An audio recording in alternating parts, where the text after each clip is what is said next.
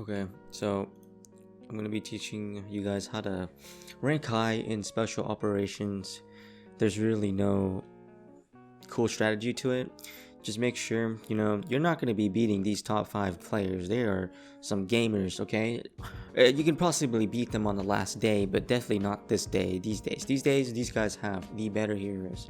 They're just warlords. They're 200 mil, but I'm going to be teaching you how to get into the top 30, top 50 consistently anyway.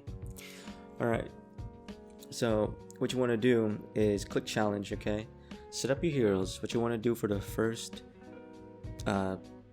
round, basically, out of the 10 you have, the first attempts, is scope out what heroes you can counter, or what enemies you can counter.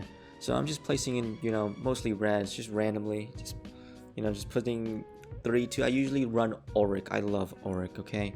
Auric is a safe one. You see, there's two in the front that you're most likely gonna hit mostly. It's green. They're green. What you want to do when they're green is you want to have most reds. So after this, I'm gonna be placing more red characters than any other, but still have Auric there. Alright, so Auric is actually as important as Myers. The reason being is that's one of the best setups you can do to get the most amount of damage. So Auric is basically essential because he spreads out the damage evenly throughout the entirety of the enemy lineup. This is good because that means you're just get increased damage. You're doubling your damage nearly when you're attacking everyone at once. There's really not much more to it other than to Auric's use. I'd say Myers is still more useful because of the damage increase. Okay, so as you can see, now that I know that there's mostly green enemies in the front, I'm putting in mostly reds. The reason being, you're just countering it. You're just trying to counter it. You can see I placed Leia in there.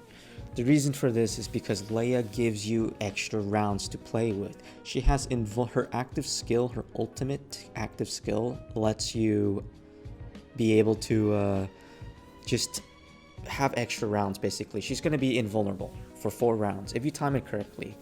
Now, as for the timing of Leia's skills, you basically just have to feel it.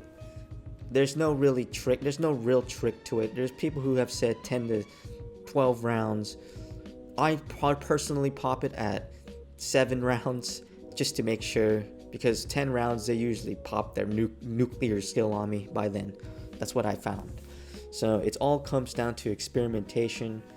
I love Leia for the extra rounds I get, the extra bit of damage. You'll see it in here. You see, I'm invulnerable. This will happen for the next 4 rounds. Unfortunately, I did not have enough red puzzles or whatever it's called, rubies, so I can keep dealing damage. So the 4 rounds I had was pretty much useless. However, this run alone put me at rank 8. So as you can see, like the extra rounds I have pushed me into rank 8. This is why it's good.